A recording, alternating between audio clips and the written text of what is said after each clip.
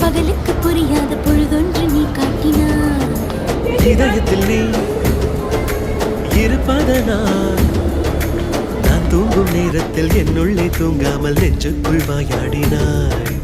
கண்ணாடி நீ கடிகாரம் நான் உன்னுள்ளே ஓடோடி வாழ்வேன். காதல் எனும் கடுதாசி நீ என்றென்றும் அன்புடன் நான்